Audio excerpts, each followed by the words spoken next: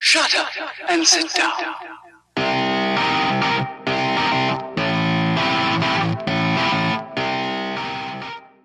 I'm AlexofAllTrades, and this is TV Tuesday. Today I'm talking about Reba. Let's get that song stuck in your head, huh? Are you a survivor? So while I am probably not of the demographic this show was aiming for, it still ended up being one of my favorites. It was a crazy setup that could possibly exist, though I don't know how anyone could stand to be around BJ. She's so much fun to watch, but she seems like an impossible person. This show had a lot of very likable characters, and some very unlikable characters. I felt like everyone was very well written, except for Cheyenne. She was often used as a writing ploy to create conflict for Van, and not ironically, so her sometimes ridiculously bad behavior was passed off as acceptable, such as when he was traded and she was so angry that he was leaving that she wouldn't even say goodbye to him. Even if a person is upset by something like this, which is acceptable, they still have to come at it from a point of love. Though Van was also capable of inappropriate behavior, such as when he convinced Cheyenne that only their mutual friends and family should be at the renewal of their vows. So she did not invite her AA friends, but he invited all of his clients. That was wrong on a whole other level, and I really didn't blame her for calling the whole thing off when she realized what he'd done. Sometimes the show was verging on turning Brock into the bitchy character, such as when at Lama's class he went on and on about what an expert he was, when it turned out he played golf throughout most of Reba's pregnancies and didn't come to Lama's class. He even had the audacity to do this in front of Reba. She hit him, and I was happy for it. The episode goes into a whole other direction though once Jake hears that Reba hit Brock, and she realizes that what she did was wrong.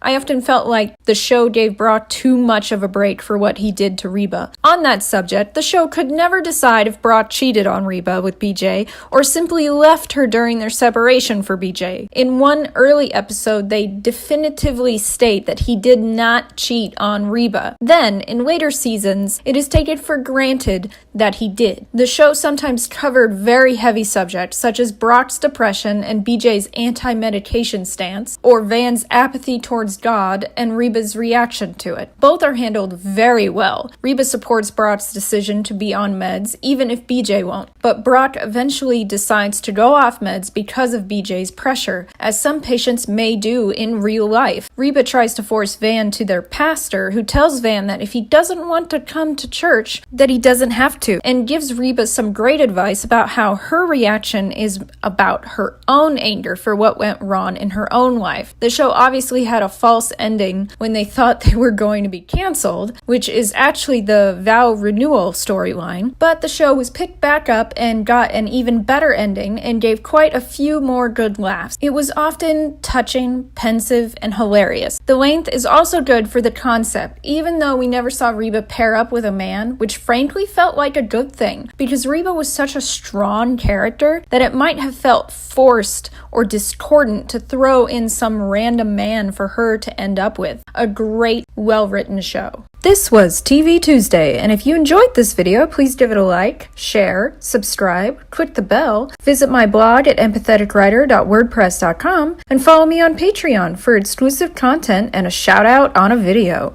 Merch, merch, merch, merch, merch, merch, merch, merch, merch, merch, merch. Yeah. Check out my new shop at cafepress.com/AlexofAllTrades for all kinds of products with my face on them.